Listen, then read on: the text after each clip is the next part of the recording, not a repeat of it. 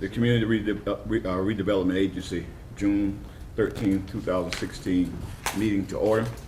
At this time, before we have our invocation, before we have any part of the agenda, I'd like to take a motion to appoint a temporary chair. So move that Mr. Norwood be appointed as acting chair for this meeting. Second. It's been moved and properly seconded. Is there any discussion on the motion? Question. All in favor? Aye. All opposed? Motion carries. Let us have an invocation by Mr. Suggs and our pledge by Sam Deputy.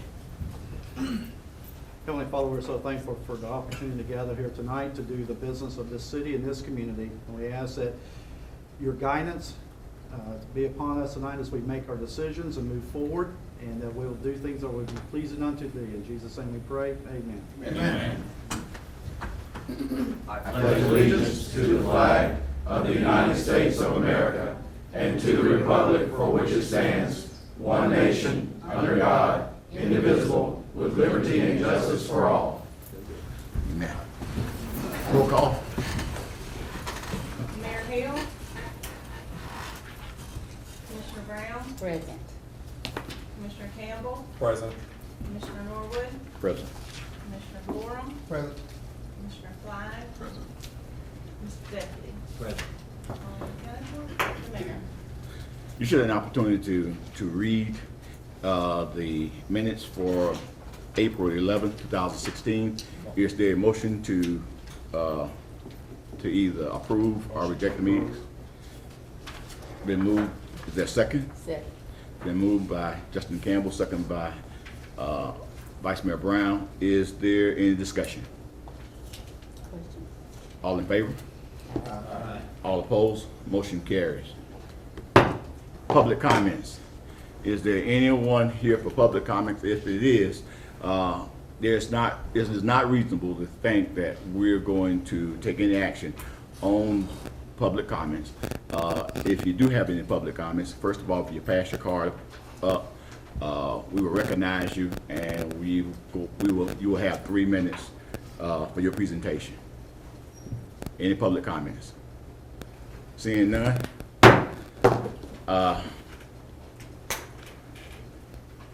Discussion items, C.R.A. board structure composition, and I think the city attorney actually sent us a memorandum. And Don, you want to have some discussion on that? Start. Sure. I was asked by the city manager specifically to provide some insight into the basic guidelines and rules that govern the composition, creation, and potentially changing of the composition of the C.R.A. board. So I've generated a memorandum, which I think I sent out on June 8th, that tried to hit some highlights. It is not intended to be a complete primer on everything and anything that could come or arise concerning the C.R.A., but I think it does establish some guidelines. Basically, it states that state statute, or it describes how state statute allows for the creation of community redevelopment agency. The process involves first a finding of need, and then if a finding of need is made, then there would be creation of a community redevelopment agency board. The statute essentially, and I'm summarizing, I've in greater length and detail set forth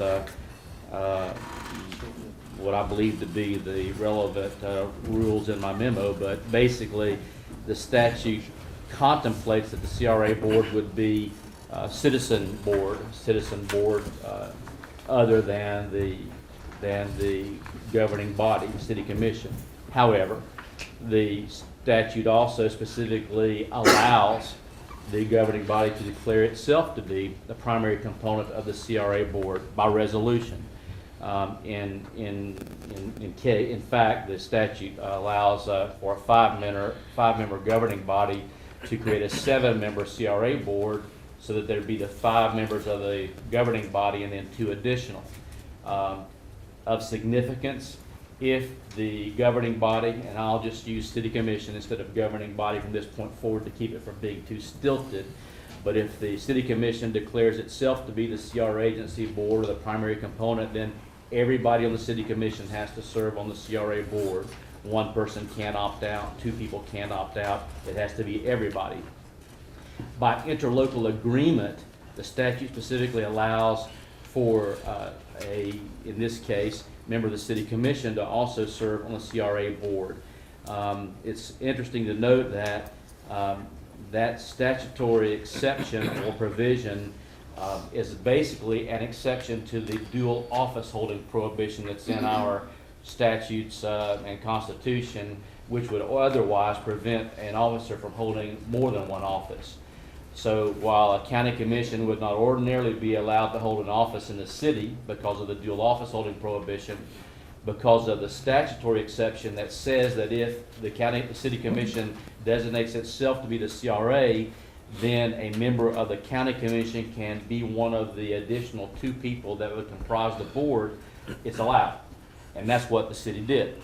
The city, by resolution, designated itself to be the primary component of the C.R.A. board. And by statute and under the statutory authorization, which allowed you to have two additional members, and then by interlocal agreement, you added one member of the county commission, in this case Commissioner Flagg, and an additional person, in this case Mr. Deputy. And that's the way this board has been functioning. It's interesting, as I read the statutes and went back and reread the statutes, to understand the separation of the C.R.A. board and the city commission, even though the city commission might be the primary component of the C.R.A. board. When the city commission is functioning as part of the C.R.A. board, you're functioning as part of the C.R.A. board, which is an independent body from the city commission. It specifically states that the C.R.A. board should name its own officers.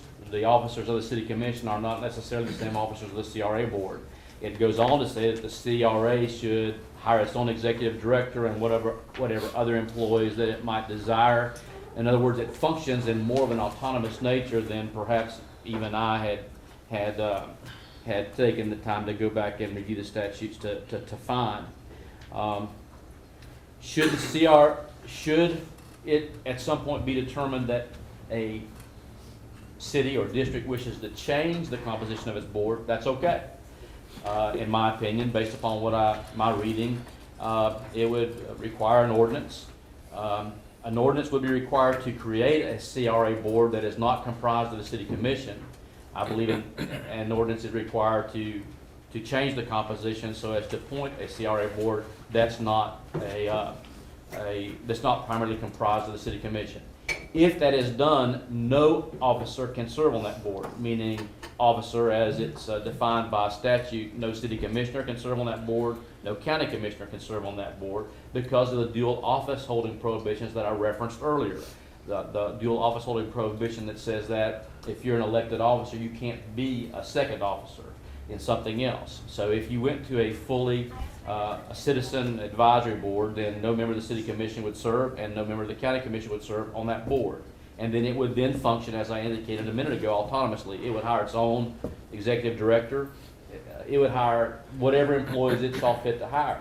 You control its budget, but it basically operates fairly autonomously but for that. If you were to seek to move to have a non-board, non-officer C.R.A., so a non-city commission and non-constitutional officer C.R.A., then anyone who resides in or is engaged in business within the area of operation of the agency is eligible for appointment. And the area of operation of the agency is not defined by statute or by case or by Attorney General opinion as just being the area of your C.R.A. districts. It's defined as being coterminous with the boundaries of the governmental entity that basically is sponsoring the agency. So, in plain language, the city of Palatka. The municipal boundaries would govern the area from which the C.R.A. appointees would come. And as I indicated, anyone who either resides in or is engaged in business in the area of operation of the agency. And the term engaged in business is defined, and we can go into greater depth if you need me to, but basically it's owning a business, practicing a profession, or performing a service for compensation, or serving as an officer or director of a corporation or other business entity so engaged within the area of operation of the agency. So that's, you know, what engaged in business means. So anybody who resides in or is engaged in business within the municipality, in essence, is eligible for appointment. I went on to just note some things that I came across as I was doing my research. One, the filing of a report of its activities, which is my paragraph number 2 on page 2 of my memo.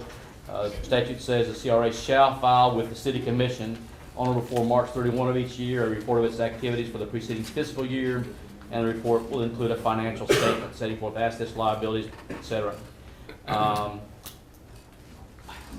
Also, I noted number 4 just because I remember it coming up in some of our prior discussions. I don't know if it's been within the last 2 years or not, but I remember in a previous meeting discussion about whether or not promotional expenditures could be included within a C.R.A. agency budget, and the Attorney General specifically has stated that it's for the governing body of the city, in other words, for the City Commission, to decide whether promotional expenditures can be included in the Community Redevelopment Agency budget. So there's no statutory prohibition against it. Apparently, it's for the City Commission to decide. And then I just gave you a kind of one that I found of significance.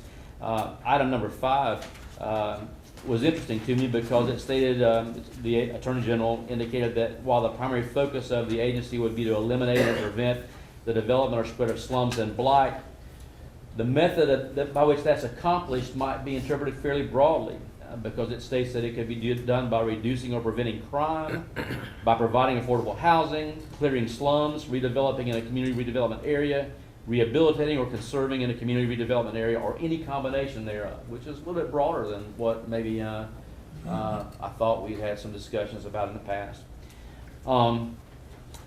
The other area that I mentioned in going back and looking at all the resolutions, going back to 1983, which Betsy, I think, kindly provided along with the city manager, so as I was searching for all the enabling ordinances and resolutions for the city, I did find that just a question, not an objection on my part, but the original finding of need for the city of Palatka, C.R.A. was bounded on the north by Madison, on the west by the SCL Railroad, on the south by Krill Avenue and Laurel Street, east of 7th Street, and on the east by the St. Johns River.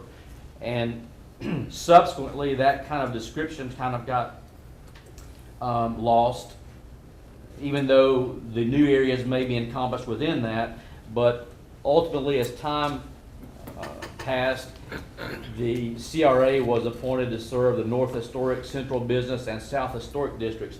Now, those 3 districts may all be located within that boundary that I described earlier. I asked Thad, I don't see him here, but by email to the city manager, and Thad, I asked if he would make certain that the finding of need applied to the full areas which are now included within those 3 districts, and I haven't heard back from Thad yet.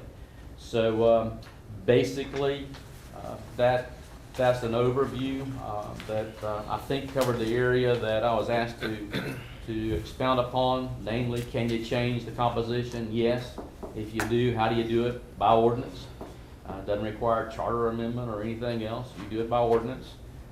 If you do it by ordinance and you want to go to a a non-commissioner comprised panel, can any commissioner serve on it? Answer is no, not a city commissioner, not a county commissioner. And then if you do that, or even now, it's for the C.R.A., not the city commission, to name its employees, including its executive director. But you are the C.R.A. right now. This is the C.R.A. right now. So, you know, that's kind of a highlight. If there's any question that I can answer, I'm happy to. I try to provide sites for you to AGO opinions. There isn't a lot of case law on point, a few, but mostly the guidance comes from opinions from the Attorney General's office. And I've tried to give you citations to all of those that I found relevant in taking a look at this. Mr. Mayor, I'd like to relinquish the chairmanship. On this particular meeting. Now that the mayor is here, for the record, Denied. We can deny it. Mr. Mayor,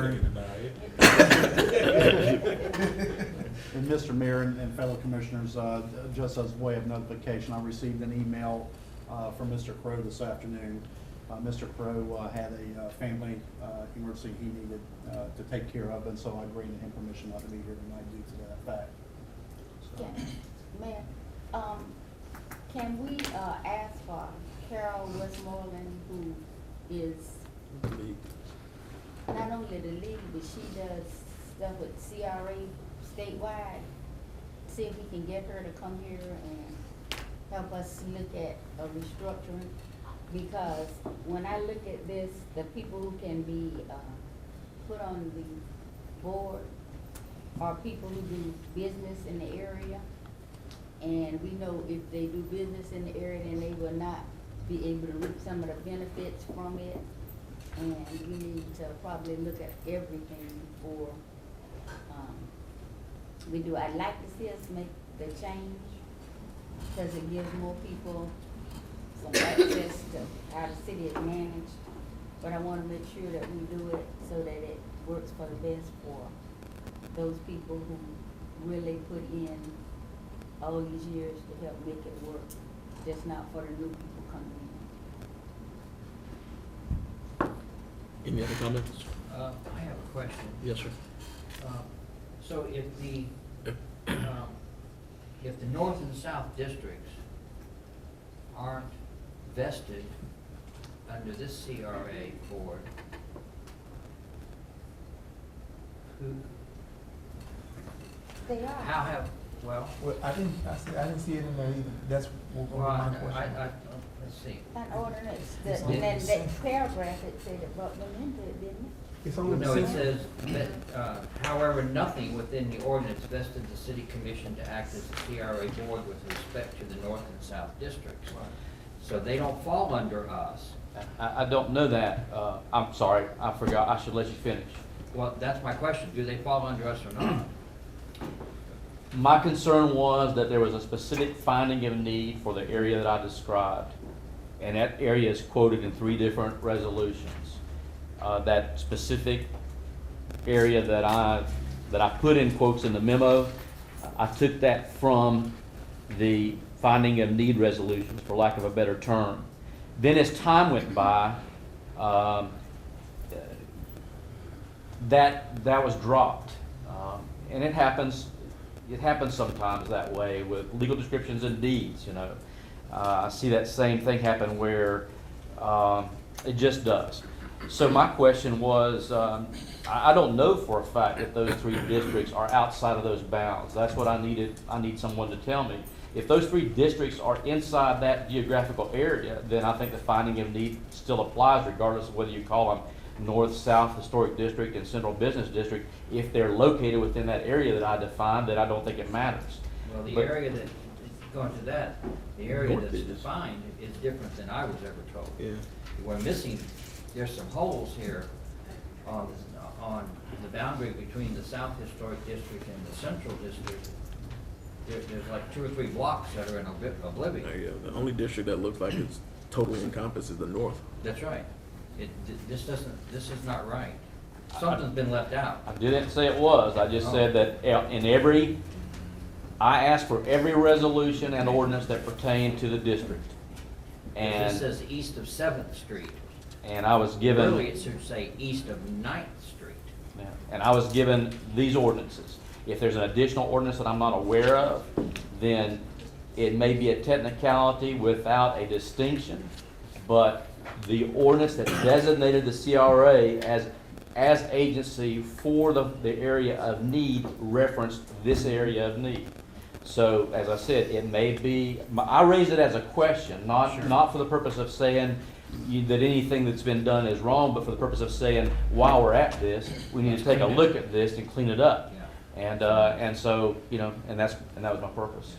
I thought it went as far as 11th Street, Well, it does, but that's not what that but that's said. not what this says, Says railroad track. railroad tracks. And that's not Right, but 7th see, Street, right, that's but 11th Street. it starts east of 7th Street, 12. which is St. John's River Baptist Association, but where is 7th to 9th? I think the reason why you probably went all the way to 12th Street was because they wanted to capture both sides of the 11th Street. Yeah. But there's 2 blocks missing by the Campbell Building. Yeah, you see again, as I'm finding things and going back and researching, I simply made a note because whether or not there's gonna be restructuring, I'm sure we'd all like to clean up the process.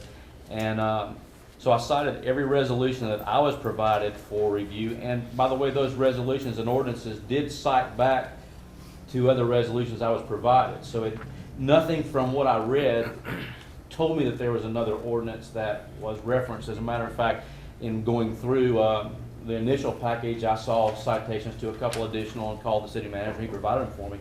And I was looking for that link that said, when we started referring to North and South Historic Districts and Central Business, that just went back and for purposes of technicality and record said, and by the way, the C.R.A. is designated to, this is a finding of need, there's a finding of need as these districts, and the C.R.A. that was previously appointed is designated to deal with them also. I just didn't find it. But if it turns out that there is a geographical gap, then I would think that we could fix it. So now we're in. Any other comments? Are we discussing the entire memo or just a parcel? But right now, we've been discussing the boundaries of the TIF count, of these districts. Right, I think the entire memo is up for discussion. I think definitely there is need for some additional clarity as it relates to the boundaries. And so that needs to be a conversation had sooner than later.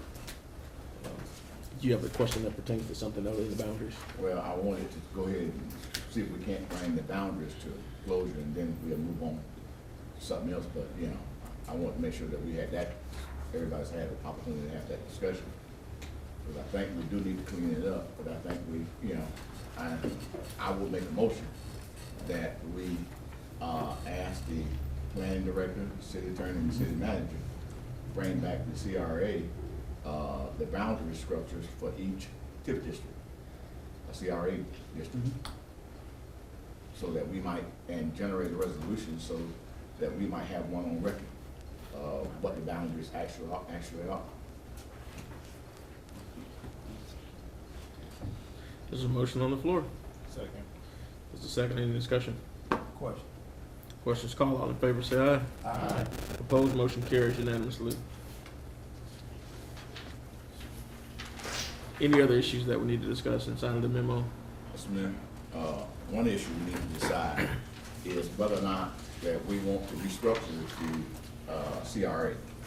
As the city attorney has said, no matter whether it be city commission, or if we decide to restructure, whoever it is, they are going to be somewhat autonomous, wherein they don't have to bring it back to the commission. And I know that this board has always said, well, I know at our last meeting, even I said, I didn't mind turning it over to others and take the city commission as the board structures, as the board is structured today. I didn't mind changing it. But I think with the new information that we've gotten to where it don't have to bring it back for the commission, I think that there's some bidding, and the question, I guess the question I'm asking, does the board still feel feel that we want to restructure, or do we want to continue as is? Anyone care to respond? I'm of the same opinion as Commissioner Norwood on that, from that respect in terms of, I also thought that the C.R.A. was gonna be, if we decided to step down as a C.R.A. board and, not be duplicative, we would, anything that came before the board would be voted and then to be brought to the commission, but, my understanding is I'm not comfortable with that as well, so. If it's gonna be autonomous in terms of, if no commissioner, no one on the board, no county commissioner or city commissioner could be part of the board, if we all decide to step back, then that means, none of us could be on the board. And, as it sits right now, it is duplicative, but hey, I don't feel like I'll be comfortable with if not having any input. I guess my point of clarification would be, out of the options that we have heard, is there any way that if we were to step back, that the body that's elected or however it is brought forth, is there a way that they would have to report to their decisions to the commission or anything of that? I just want clarification on that point. I mean, is there a mechanism that allows them Right. to make recommendations to the commission as opposed Exactly. to making a final Right. decision? Mr. Holmes? I'm not going to tell you that I've, that I'm the end-all, be-all on community redevelopment agencies, but I will tell you that the Attorney General opinions that I read seem to specify that the C.R.A. operates as an independent agency, and that while the City Commission decides its budget and decides whether or not and what types of activities it's going to fund, I didn't ever see it referenced as an advisory board, so to speak. But I'm not going to sit here and tell you that I attempted to exhaust the research on that particular point as to whether you could make them an advisory board of such. In other words, and I may be overstating this a bit, but to a large extent, the C.R.A. has functioned as an advisory board, I believe, in that they would recommend grant programs, they would recommend grant approvals, they would recommend various things. But to a large extent, it was a recommendation, and y'all have even, the board has even commented upon it. You would hear it twice. You would hear it once at the C.R.A., then you'd make a recommendation to the City Commission and hear it again, and basically 5 out of the 7 of you would vote on it again. And because it would be the 5 city commissioners. And I'll have to tell you that my impression of what I read wasn't that it would function in that fashion, but rather it would function as an independent agency within the funding that the City Commission obviously establishes. So, What about the interlocal? I know you mentioned the interlocal as an option. Yep. To bring on membership from the commission. as I read the statute, the interlocal agreement is specifically authorized as a method of allowing a member of the taxing authority within the governmental jurisdictional boundaries to serve on the C.R.A. In our case, it's a county commissioner. But that statute, that section is in the statute, which allows the city commission to designate itself as a C.R.A. board. It's not within the statute that contemplates appointment of an advisor. From the dual office holding perspective, without a specific exception that says a county commissioner can serve, then I believe that unless that exception is going to apply to an all citizen board, and I think its placement in the statute, which authorizes the city commission to designate itself as the C.R.A., implies that it's intended that if the C.R.A. sits, it can, by interlocal agreement, allow a county commissioner to sit. On the other hand, if it's going to be an all-citizen board, I believe the placement of the exception suggests that the county commissioner would not be appropriate because the dual office holding exception would not apply. And as a practical matter, I don't know whether you'd want it. In other words, as a city commissioner, as a C.R.A. of the city, would you really want none of you to be able to serve, but a county commissioner to be able to serve? But there is no restriction on, is there a restriction on the city manager being able to serve as the ED of that particular board? Because he's not technically an office holder. I didn't see any reference to a city manager being you know, and if he's not considered an officer, So, and this is, there's limited information as it relates to this particular topic. So there's one of the things we both know, there's the law as written, the law as applied, especially in cases where this seems to be more closer to more closer to a first impression, even though it's not per se. Ms. Dietrich, would you mind kind of giving us some information historically of what's going on in other jurisdictions, based upon your experiences? Yes, actually, may I first comment to the conversation we just had? First of all, Dawn is correct completely. And I did call Carol to confirm after and I conceded the point to your discussion at the last meeting in that the whole body must serve, not a portion thereof. So I confirmed that with her. I also talked with her about the fact that I believe Commissioner Brown had been denied access to TIF funds because of being a business owner elected official, and to your concern about being able to appoint additional members to serve this autonomous agency, this board, this advisory board, that's actually false. You just have to recuse your vote. She said that that was completely incorrect and that you should not have been told that information. I shared with her that whole story.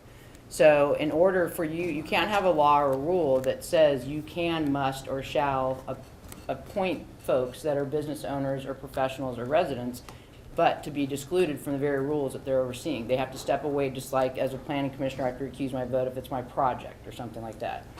And then a question with regards, particularly through the chair, to Mr. Holmes. I guess I just have a question with regards to the resolutions that establish the boundaries. The finding was prepared quite some time before I ever came around, and so were the boundaries. And those resolutions state and refer also to the code.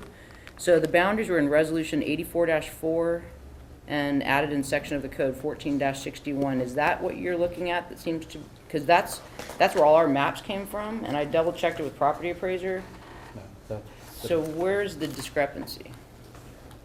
The discrepancy is that the only area ever defined as a finding, the only area with respect to which a finding of need was made was the area that's described in Resolution 412, 47, 411, and 414, and those all describe the area that I specifically articulated.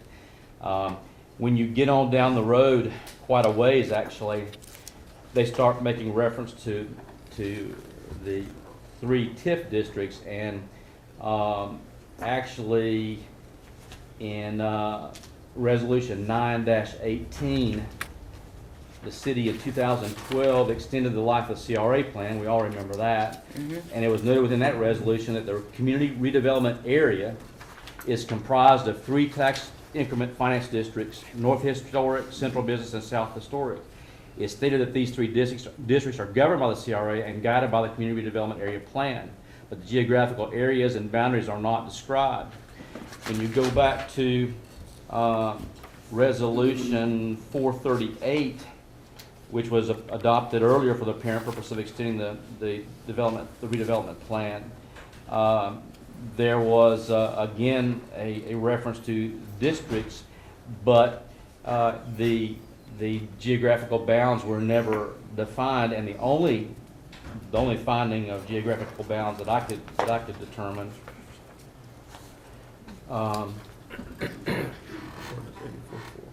right, but it doesn't define. And so there is a conflict between, well, I should say conflict. I had a question. I couldn't find a definition, so I couldn't tell you there's a conflict. My question was, are the 3 districts encompassed within that area that is defined within all of those initial enabling ordinances? I don't know the answer to that question. That's what I referred to Thad. Okay, and Thad being the official and not being here, as the consultant that wrote this plan and that also wrote the sunset extension, it is my experience that when I wrote the entrance to the background of this, I listed all of the existing, at the time that I wrote this, I listed all the existing resolutions and or ordinances. Mostly at that time, I think the city was doing things per resolution for this.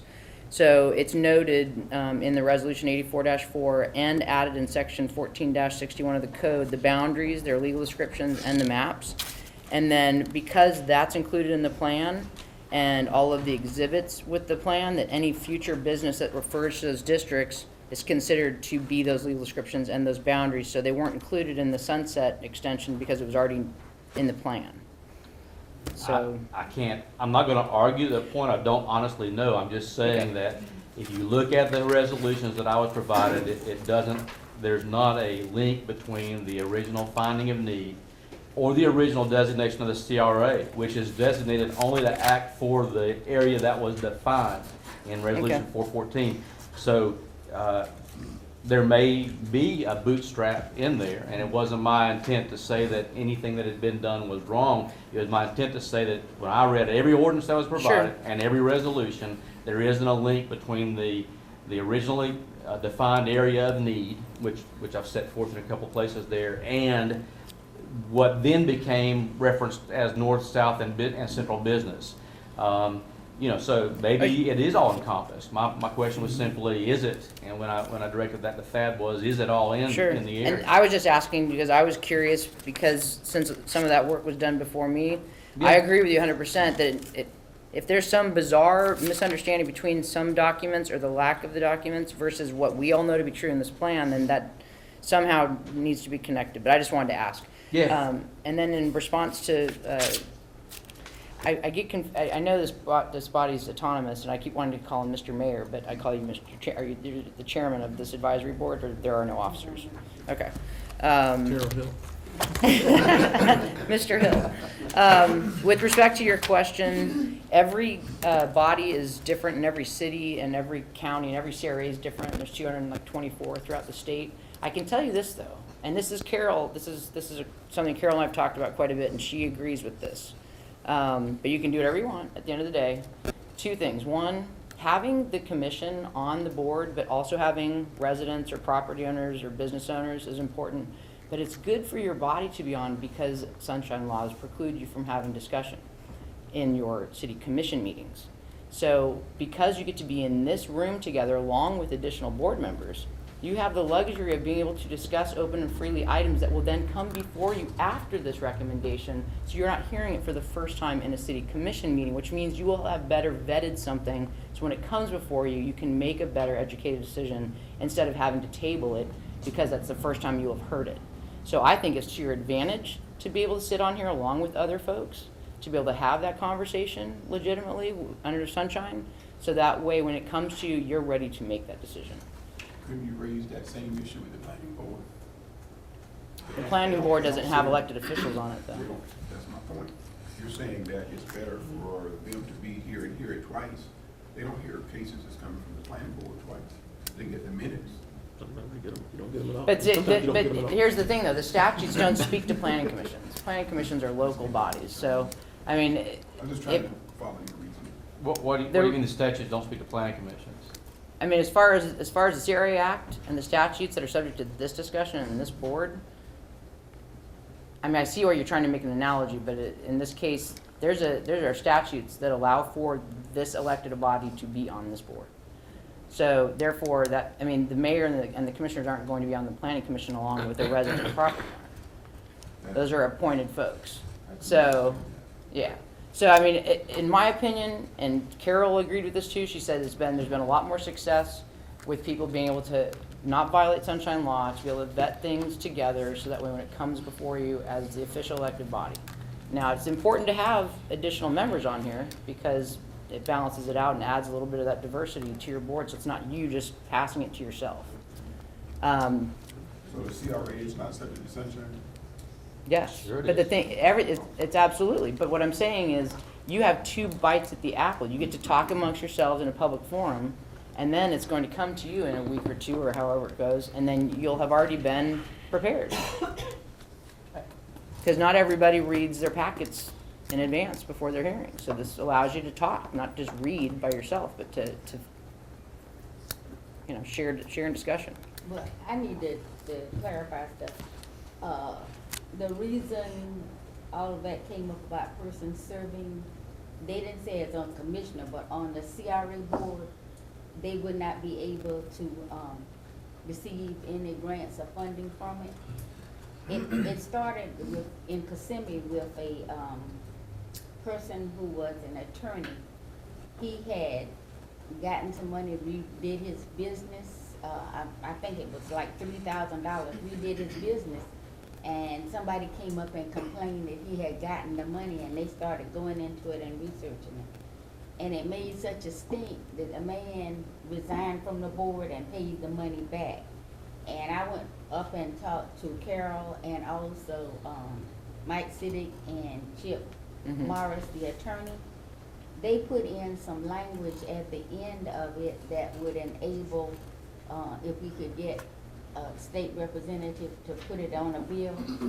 And at the time, it was election time and nobody wanted to do that because they said it would look like they were trying to get paid or something.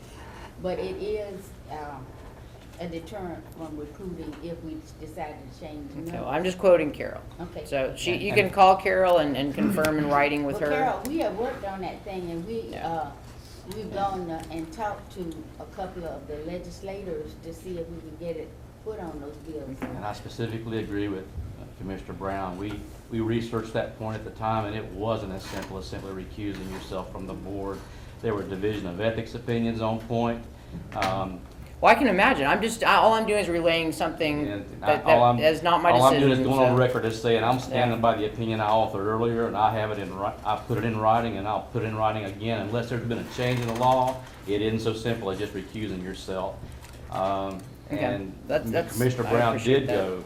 go. She went to Tallahassee. I got calls from aides, from representatives' offices who reviewed the statute and the opinions with me and said, we agree, you can't do it. And one of them had talked about making a change in the law for Ms. Brown so you could do it. It wasn't just a matter of recusing yourself. That'd have been simple. I'm just sharing a comment. It's not my area of expertise, so I'll just pass that back to you. You can call Carol. I told her it'd be to everyone's best advantage if either there's a trip, whether she comes down or if some people go up. One way or another, there's relaying of information and piece and parts is clearly not working. So you guys need to get better confirmation. With all on due some of this. respect, Carol's oral statements just don't, to me, I agree. reach the standard of a division of ethics opinion or an opinion from the Attorney General's office. So with Sure. all due respect to her, I'm sure she has an awful lot of knowledge, but until those opinions are changed, the advice I gave Ms. Brown is the advice I'm going to stand by. And it wasn't, she went to several different other sources in Tallahassee hoping that I was wrong, didn't you? That's fine. Wherever you want to do. I knew you were going to do it, and I wasn't. All right. The other thing was that we did, the league's legal staff, their chief legal person, looked at it and they have some verbiage to help get it squared away. It's just that it's got to be passed by the legislature before any of that can be done. So I just wanted to make you all aware of that, so if we go into changes and start appointing people, we won't put them at a disadvantage if they have, their monies have gone in and they're in the area and they want us to get some of those funds back, that they would, we'd have to say, do you mind not getting money back if you sit on that board? We're gonna have a problem finding people to serve if we don't understand all that. Mr. Mayor and Commissioners, when we left the last C.R.A. meeting, this is for the benefit of our city attorney, Mr. Holmes. We were directed to find out information about the restructuring process and what we need to do if we wanted to take that route. We're also instructed to go out and find information as it relates to appointment of members to a particular agency, if that's the route this commission wanted to take, and of course the C.R.A. administrator. It was interesting as we started really getting into reading the statutes as far as how the C.R.A. is to function properly. But that's why we're having so much dialogue tonight. It wasn't as simple as what we may have thought it was going to be as far as restructuring. Mr. Holmes and I have done a tremendous amount of research, more so on Mr. Holmes as the learned attorney. So that, you know, that's why there's more discussion tonight than what I think most of you may have thought we were going to have here tonight, because of the things that was actually pointed out within the statutes. And, you know, and I've got to say that it was enlightening to me to have the conversations that Mr. Holmes and I've had in the last few weeks or a few days regarding this memorandum that came out. And we have reached out to Ms. Westmoreland, just for the record, and regarding these very issues. And we can reach out to Ms. Westmoreland again and invite her down. But it was Ms. Westmoreland herself who suggested that the city manager and the city attorney research the statutes for these answers. And so that's what we've done, and that's why we're having such dialogue here tonight. Any further comment? I tend to agree with what Commissioner Flagg said, and I think that kind of passed by some folks.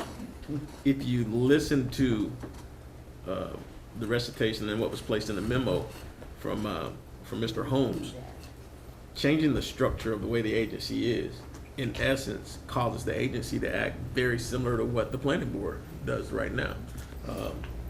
Where the planning board makes certain decisions that don't come before the commission unless it's in an appellate capacity. And so, in essence, that's a similar model to probably the clearest example for most of us as to what would happen based upon the changes in place, absent any interlocal. I guess you just touched upon a question that I had. If we restructure the C.R.A., would the commission then act as an appellate body? Could the commission act as an appellate? I'm not going to answer off the cuff, Commissioner, because I didn't see anything in my research to reference that. However, as I think about this and apply my logic, which I understand isn't shared by everybody, it would seem to me as though your rules and the framework you establish if you created this C.R.A., so long as it didn't violate an established principle or statute, could be kind of tailor-made a little bit, you know, By ordinance. by your ordinance. Yeah. So I believe that there's some latitude there for you to in the ordinance that defines your operating procedure for your C.R.A. I believe there's some latitude there for you to build in some rules, but I'm going to stop short of saying that there's an appellate, that you serve in an appellate capacity. Now, conversely, and having said that, you understand that members of different boards are not bound by the Sunshine Law if they talk to each other. So 2 members of this board can't talk to each other, 2 members of the Planning Commission can't talk to each other, but the Sunshine Law doesn't prohibit a member of the Planning Commission from talking to you one-on-one. Just as a note. Secondly, you've got that budget process that's huge. So, for instance, some of the things we're talking about might be controlled by the budget process, i.e., if the C.R.A. wants to establish a platform of some programs this next year, and they submit a budget to you for those programs, and you don't like one of the programs, then it doesn't get funded. I mean, that's the way it works. So we can certainly explore any of that you'd like us to in greater detail. I just didn't know what your area of specific question was going to be, so I tried to hit it with a broad brush. Mr. Chairman, you certainly don't create a monster that you turn loose or create a situation where everybody's out in the national forest just doing whatever they want to do. If the governing body have the roadmap that is necessary for C.R.A.s and planning board, et cetera, I mean, I think there's enough safety net that's there. I don't believe that there ought to be carte blanche where you just pretty much tell people, do what you want and approve what you want. I think that the governing body still have to have oversight and be held accountable.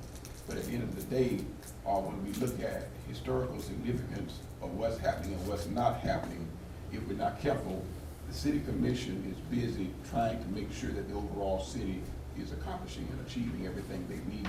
The C.R.As really need much more attention than what they have been given over the years. Any additional comments?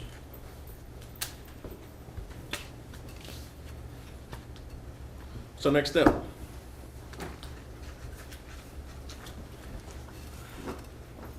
I think it ought to be put on the next C.R.A. agenda for this commission to make a decision on whether we want to restructure it or not. I know it's was only up for discussion tonight, but it ought to be an agenda item for decision. Mr. Chairman, also, I think there's some assignments that the city manager and the city attorney, as well as the director, there. And so I would probably favor us continuing, obviously, to serve in the capacity that we're serving now, and give them an opportunity to do the follow-up report before we actually get to the action there. But I think we ought to be moving in that direction, because there is, my understanding, and the attorney can drill down on it, I don't have a choice as the District 3 County Commissioner as to whether or not I serve. You're not picking from the 5 county commissioners, you're picking from the only one who lives in the city of Palatka and the one who represents the area where the C.R.As are located. Don't move. So that's your motion. That's off the record. You heard that? Did you hear that? You talking a little loud, you heard that. Chair, would that be a motion, and do we need to, because that, it was well summed up. No, I think we can take it by consent, just by general consensus. Okay, Are there specific questions that you want us to further explore? yeah. Can you define what any question, any issue that you want further explored? She said that there was more than one way to set up, your boards and different, C.R.As had different boards, different ways they were set up. So we have an idea of, Since all of the boards are recognized, the 200 plus boards are recognized, to me, I think that there is a lack of flavor that ought to be, that we can look at successful C.R.As that have a little bit of a rural flavor to them. And let's find out from a best practices perspective, what's working, And I think if we do that, that should give, and again, I know that's not what the attorney asked for, but I'm thinking that in addition to what they're researching and drilling down on, that we need that model of success there. And if it all pans out and we're the team, let's keep moving forward. I also think we need to look at the appellate capacity. Any methods of oversight that are either statutorily approved or have been accepted, generally accepted.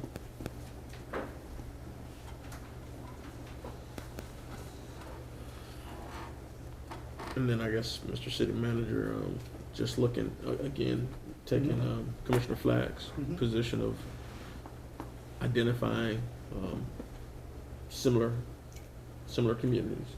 Okay. And providing information as to what methodology they employ. And if we find that there's some uniform method, to bring that back to us. And that may be something that we can all take part in, reaching out to communities that we're familiar with, or at least that may fit our idea of what it is, and bringing that information back kind of as a homework assignment.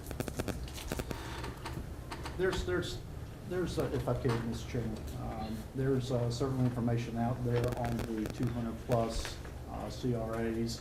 We can certainly look at some of those. I've called 2 or 3 of those myself, and And that's what prompted me to get Mr. Holmes' involvement a little bit more than what it was in the beginning. And because there's a lot of different information out there, whether it's factual information, good information, and what, there's a lot of information out there. And so when we were looking at this, as far as the structure of the C.R.A., it's pretty much written in the statute what your structure is going to need to look like. So that won't be a difficult one for us to research. But we can certainly look at different communities and see how they're integrating the statutes into their makeup and see how it's functioning, and see if it's functioning, A, one, within the statutes, and B, if it's been successful. And we'll look at all of those examples and see what we might be able to pull together for the agency at the next meeting. Mr. Chairman, and certainly not least among the recommendations, I think we can proper notice, Ms. Westmoreland needs to make a trip to Palatka. All we need to do is call. I'm saying a conflict in her schedule. Yeah.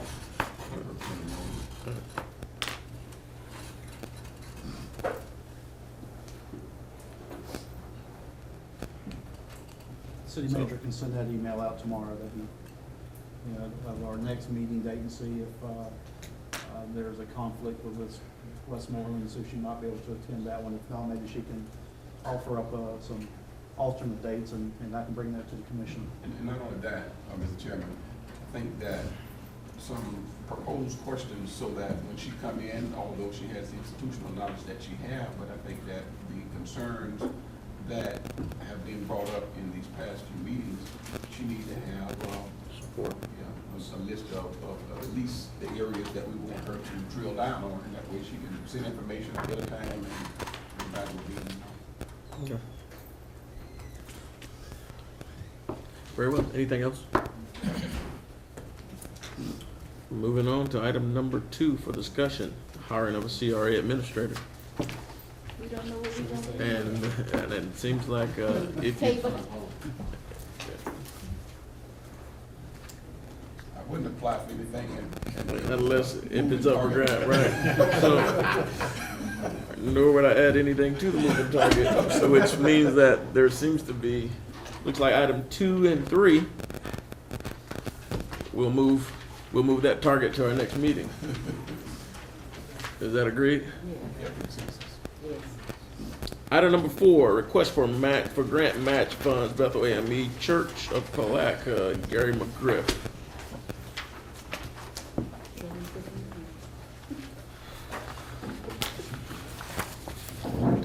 Good afternoon, everybody. State your name and address for the record. Gary McGriff, 500 Magnolia Street, Palatka, Florida. And after listening to all of your reorganization plans in reference to the protocol for the C.R.A., I don't know if I'm asking the right people for this money. As of I'm today, assuming you I'm are. at the right place. Okay, yeah, we've undertaken a grant. Could I give you this in particular person? I have one copy Know that of if the grant. you know that if you give it to us, it becomes a part of the record and you don't get it back. Yeah, I got a copy. This is Okay. just a copy. This is a copy of the invitation and the grant, actual filled out grant itself. Here.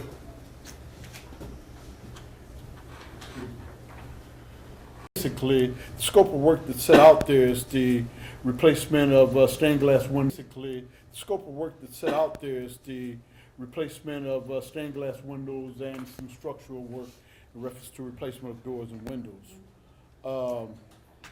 We have an amount that's determined from the estimates that we have for the scope of the work to be done, for administrative costs and for the insurance that's required by the state, and architectural fees for the drawings. We have to get 10%. We're a ready community. We have to come up with 10% as opposed to 50%. The standard is 50% of the grant, requested grant amount. However, because we are a ready community, then we are allowed to request to 10%. So that brings our amount substantially lower. in doing my due diligence in trying to raise this grant money, I have requested it from some private potential donors to no avail. Here I am before this board, and I'm doing my due diligence here in the prosecution of the application. We have to come up with and identify a commitment donor and get the commitment letter to go into the application to deem it complete. It's the only thing in that application that deems it incomplete is identifying a contributor for the match. We're talking about $39,000 that we're looking for, which is the 10% of 100 and was there in their application.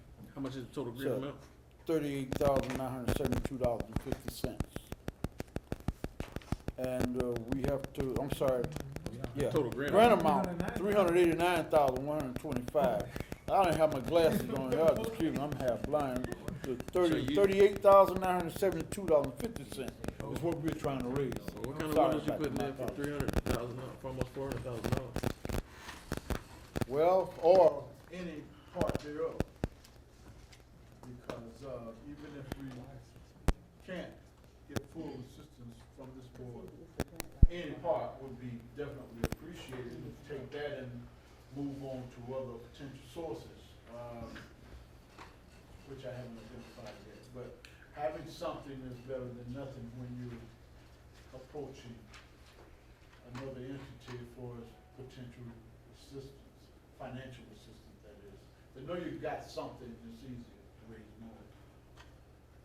We have a deadline, July 30th, 12:59 a.m. That's the end of June. Sorry, July 1. That's the end of June. July 1, yeah, July 1, 12:59. So that's June 30th, really.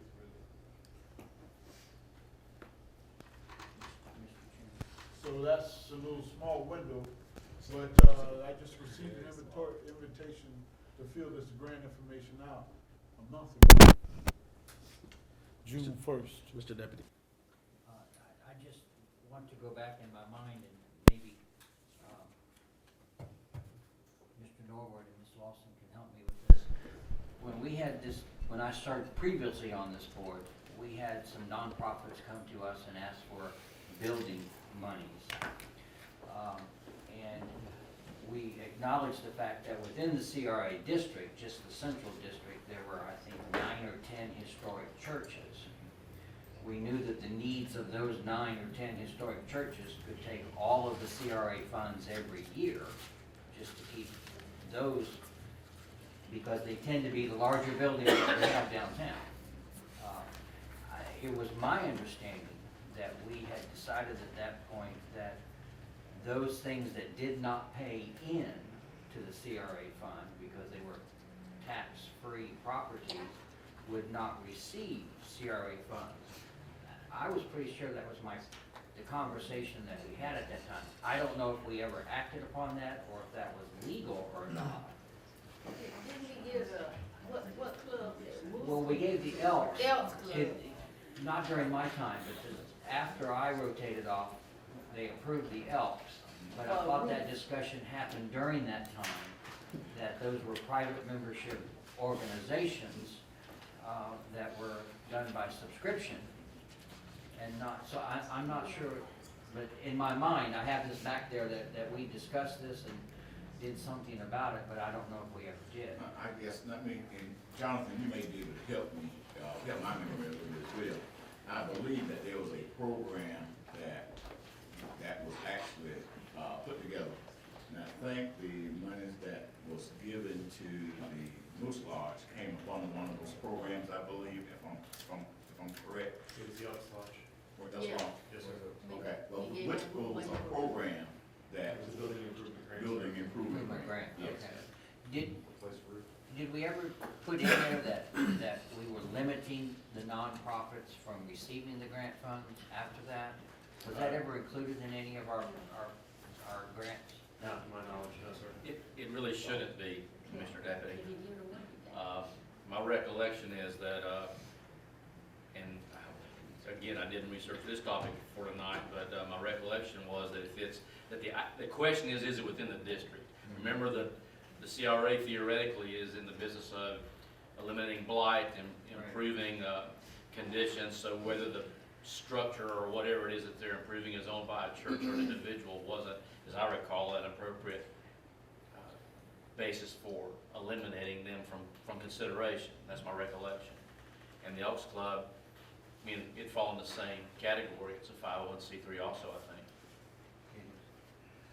I have a, Yes, Mr. McGregor,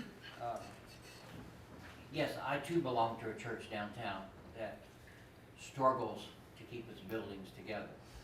How much has your church raised through pledges or subscriptions for this, to match this grant themselves? Zero. Zero. Yes. What did we give the, what was it, Elks, is that an Elks Club? What did we give the Elks Club? That's 30,000. We did- That's my question. Is What the- program is are the- you operating? Is the big grant, is the big grant program still operating? That's a better question. Yeah. The big program, as written, requires it to be publicly advertised in the newspaper. It has not been advertised, but the board could direct staff to do so. It might require a budget amendment depending on the applications that you received, but there is some funding in the economic development incentives line. I think there was a question regarding match. The match varied depending on the cycle, but I believe, and could check the records, there was always a match with building improvement grants. Over 10,000. Was, I guess, was that grant, or was that program, the big program, whichever program it was that a part of the budget for this year? It's a program you have in your toolbox. It wasn't specifically budgeted as a line item. We have an economic development incentives line item. So if you directed staff to advertise the big or the facade, those are the two programs that are written where they have to be advertised in the newspaper. We do additional notifications as well. We could advertise, and we do have money available to go towards economic development incentive programs. I guess. No, I was just going to clarify that, you know, this came to the city's attention, I think it was Tuesday or Wednesday of this past week. And so the gentleman asked me on tonight's agenda to be able to start having this dialogue, because the original request was for a letter of commitment from the city with the city manager's signature on there, that we would commit to this matching fund. And we just could not do that without bringing it to this body to vet it out to start with, and also go through the process of making sure that we follow all rules that were in place with the advertising and those nature. So that's why we're here tonight, because the city manager actually got this request on Wednesday and would not commit to a letter of commitment for this project. I'm sorry, Commissioner Norwood and then Mr. Deputy. I guess, is there a reason that the church has not done any fundraising and all for the match? Well, the project just came up after we were designated being a historical site. The availability of grant funds didn't come to our awareness until after then. We received the invitation to apply for this grant. I didn't know anything about it until I was informed from the state. We knew that we needed that work done a long time ago. However, we've been having problems raising the money in-house because of financial reasons.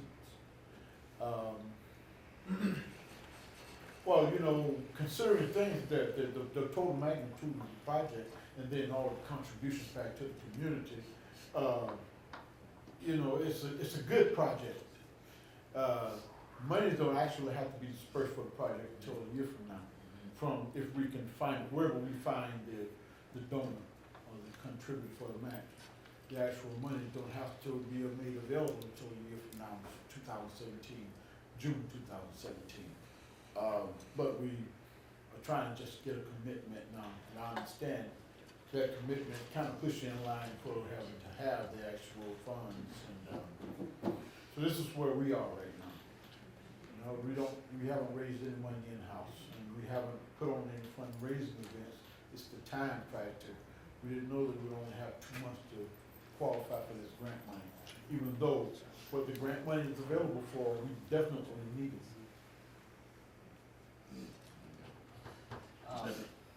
Mr. Griffith? No, John. My question is, I haven't received a budget for the C.R.A. since I've been on the board. I have no idea of our outflow, inflow, or resources. What do we have available? Matt, do you recall the specific amount?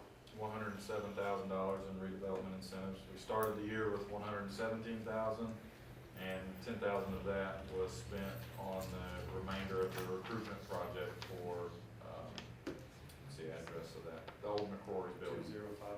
Yes. So, but if we advertise this, we could have 25 applications come in, correct? Yes, sir. Applications can come anytime, right? But at the end of the day, there's a vetting process for that application to meet protocol before it's brought to this board. Is that right? Yes, sir. Can I make one statement? I'm sorry. Yes, sir. On those two programs, it's actually written into the program descriptions that they have to be advertised, and it specifies the advertisement period. So even though we could receive applications, we couldn't take it unless we had advertised. Correct. Well, So in light of that, what it sounds like is even if we wanted to fund this project, we haven't followed our own rules. right. So with that being said, is there a motion? This is just a discussion. Well, it's a discussion item, sorry. So I think the discussion basically boils down to this. We're not at the point to really even consider this, this request, based upon the rules that we have in place. There are several steps that have to be put in prior to doing this. And our suggestion is that you come back once we advertise that the actual program, that the big program or the facade programs are available. Until then, it's probably not the mechanism for you. Okay, they're saying look elsewhere for the funds. What we're saying is, at this point, we haven't advertised those programs, and if we haven't advertised those programs, then there won't be an allocation. Okay, looking for the appropriateness. Do you think that it should come back before the commission meeting, make with this same petition? Is it appropriate? It's two separate boards made up of almost the same people. That will be a decision that you have to make. I can tell you, if you listen to the conversation that we had before, Yeah, I it's did. kind of like asking the same people to give you a response to the same question. So Exactly. you're going to be in the same place. Well, I'm practical, you know, so I know the ramifications of that, coming back to the same people and asking the same questions, you know, and decisions made. Well, First, what yeah. we're saying is that we have an advertising program. I understand And that. just kind of wait till we advertise the program. That grant, I guarantee, will be around for another cycle. Yeah, exactly, and that's the alternative. Thank y'all very much for your time. Any other business before the agency?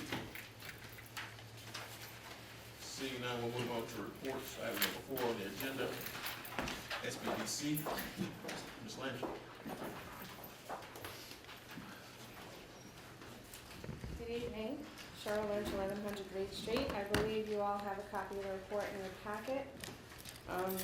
One thing I want to point out is loans for the first quarter of this year, $1.5 million. So a lot of my efforts have been utilized to helping businesses grow and expand with either lines of credit or loans to make building improvements, things of that nature. I also got certified. I'm now QuickBooks Pro Advisor, so if you know anybody that needs QuickBooks assistance, you can send them to me. Not that I didn't know QuickBooks beforehand, but I got the little certification going. Anybody has any questions, I'd be more than happy to answer them at this time. I want just to say that I've sent several people to you, and the response has been tremendous. So I want to thank you for helping out those downtown. That's what I'm here for. appreciate it, though I can't disclose if I have seen them or not. I do appreciate you sending them my way, and if they say something, that's all the better. Tell Mr. Deputy there was no referral fee.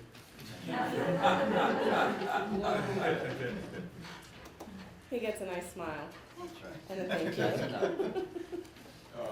Mr. Chairman, Ms. Cheryl, are you at liberty to share with us the overall condition of how this program is funded and whether there's the potential jeopardy and whether this development center is going to be staying here? It is in jeopardy of going back to a circuit ride. We've had several different funding partners. Obviously, the city C.R.A. contributes $10,000 of the $32,500 needed. The county contributes about $3,000. The Development Authority was contributing, I think, about $10,000, and the chamber was making up the difference. The Development Authority no longer has the funds available to contribute. They were a temporary resource. We did seek assistance from banks. One bank did step forward, a credit union out of Jacksonville, 121 Financial Credit Union contributed $7,500. So right now the program is okay until September. So we have, I've had discussions with the commissioners of the county to see if they could step up in the meantime while we continue to talk to banks and other funding sources such as FP&L, Clay Electric, because obviously they're the entities with the disposable dollars at this time. So who's leading the march? You're looking at her. Yeah, aside from trying to do all this as well. And we had some assistance from, technically, we're not supposed to find the matching dollars for the program, but we do understand there is a dire need to keep this program going in this area. I do want to say that per capita, we're getting the most results compared to Jacksonville and everything else. So dollar for dollar, you're getting the biggest bang for your buck. The entire program, if you were to hire somebody full-time, would be close to $110,000 a year. And you only have to contribute $32,500. The government provides, between state and federal grant dollars, provides the rest of those fundings. So what is the shortage? We're looking for the remainder of this year of $19,500.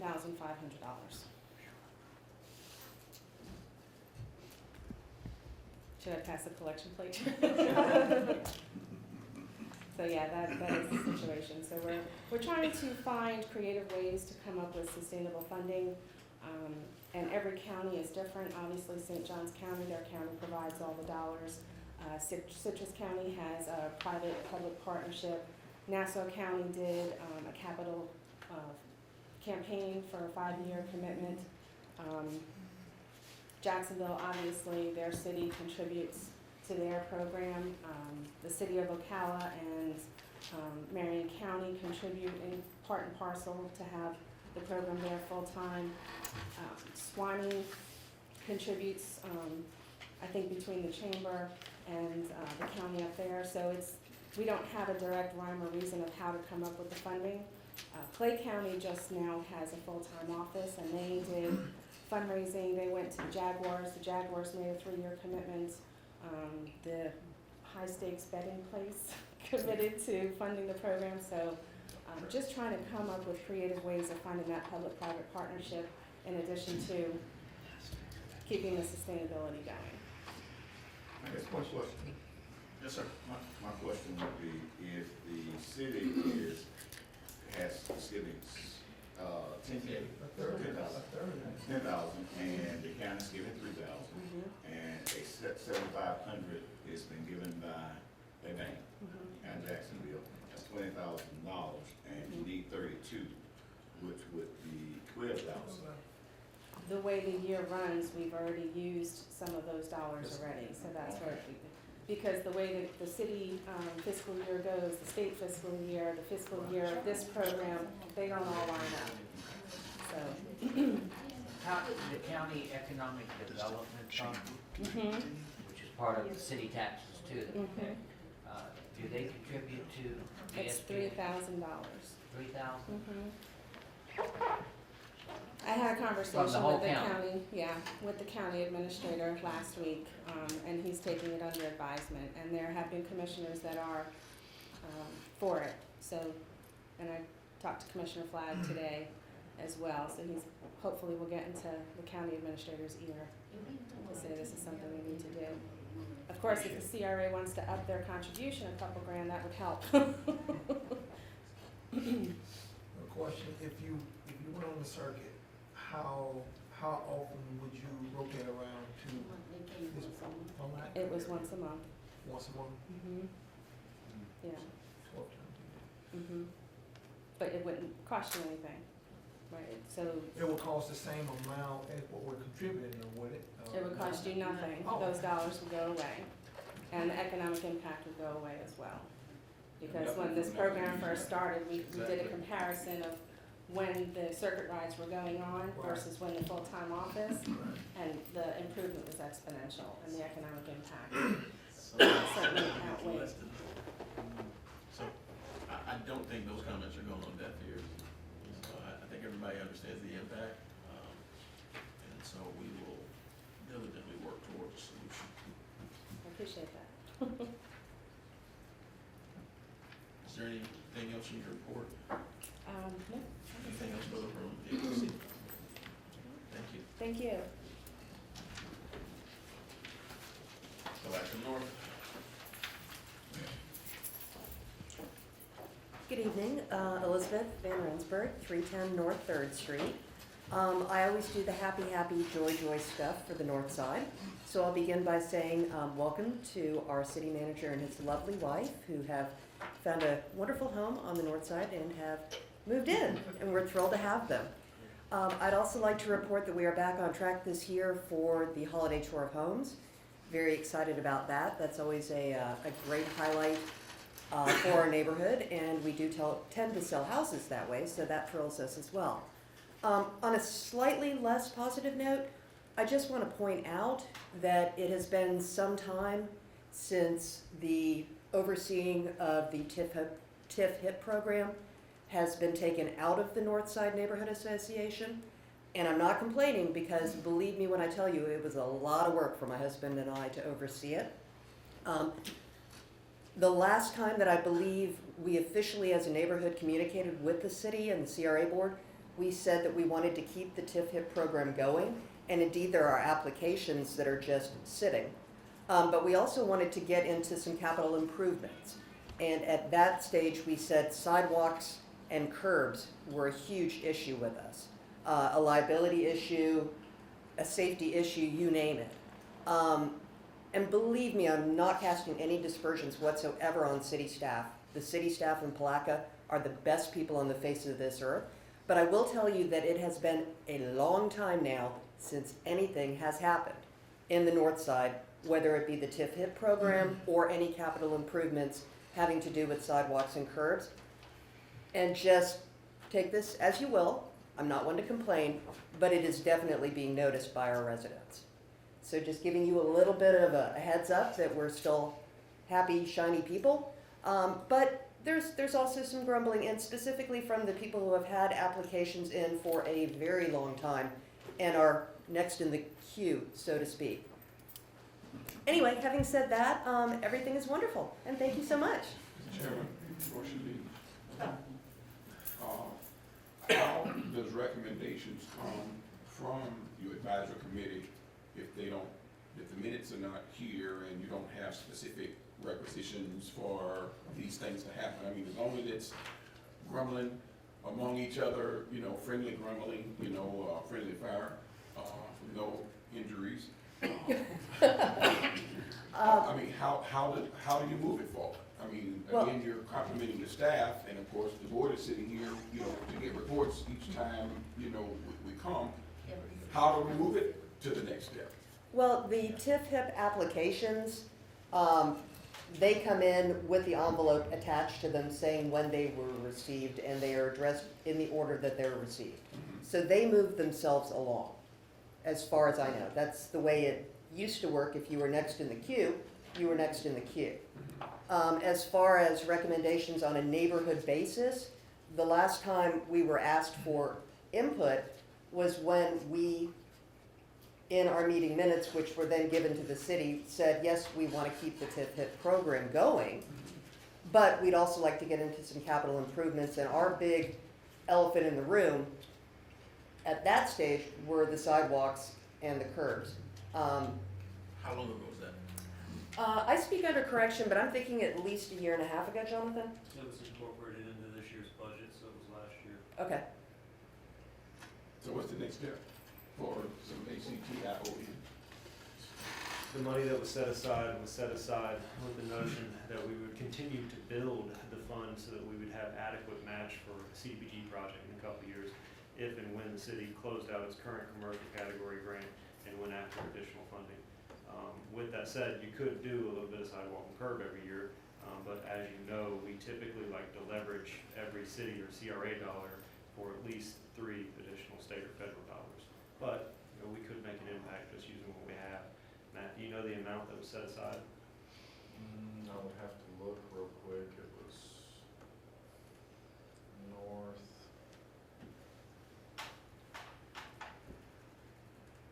$135,000 in the infrastructure. Well, I mean, I'm sure everybody up here understands maximizing the dollar and stretching the dollar. But at the end of the day, I think that the district still needs to see some traction, gain some traction, and see some forward movement. And I understand that at some point in time, you know, staff still have to bring these issues forward and say, you know, you can do this now, and you certainly don't want to deplete the funds because you need that leverage in order to do exactly what you're describing. But in order to keep values going up, things that nature improvements need to be happening incrementally at least. We could come back to the board with an average per linear foot cost on both of those items and tell you what it would basically, what you could get for your money, say if you spent 30% or 50% of it, that'd be easy to do. Yeah, so come up with some priorities, with some cost on priority projects. Gladly, I By would. meeting with the advisory board. Yes. I'd also like to add a list along those priorities as well. I'd like to see those priorities be based on risk.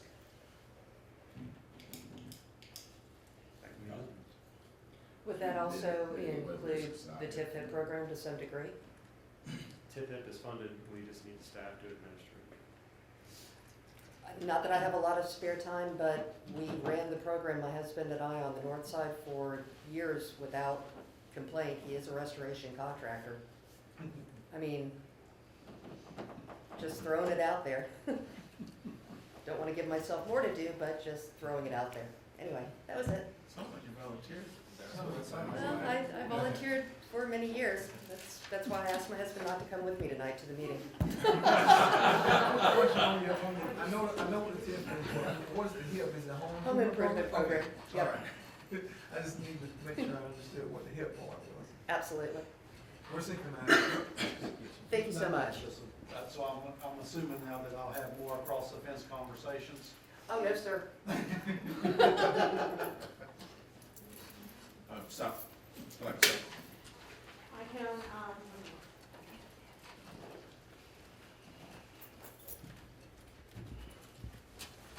Roberta Correa, 118 Dodge Street. I'm not on the board, but I am the chairperson of Porch Fest Palatka, and we are doing Porch Fest again. The date is November 19th, which is the Saturday before Thanksgiving, where we will have bands on porches throughout the neighborhood. We got a fairly good turnout for the first year last year, even though it rained, and hopefully it won't again. We also, the TIF HIP, we did have a roof recently done in the neighborhood. Jonathan, what was the roof done on River? Jeff and Sherry passed. Yep, passing those. And as Elizabeth said, since I authored the program, we first started administering it as well. And it was a spousal thing, which created some question about ethics for some folks, even though those of us who did administer it, I never got any money in the program, paid everything out of my own pocket for my house. I wouldn't dare do that from an ethics standpoint. for the record. For the record.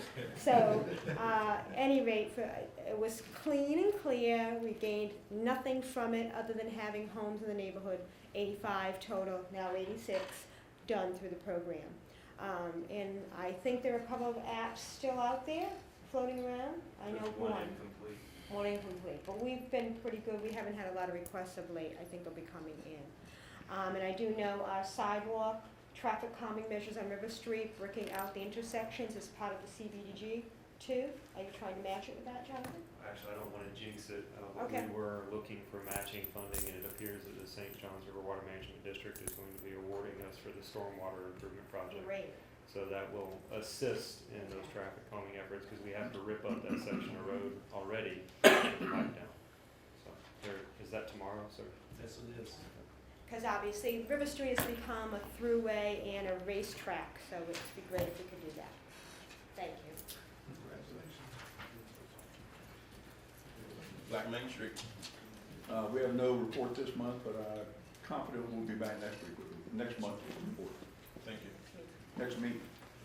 October 10th. The deputy.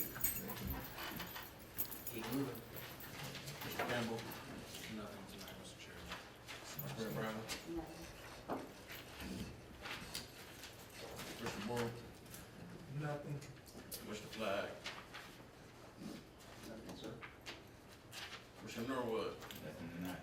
Return.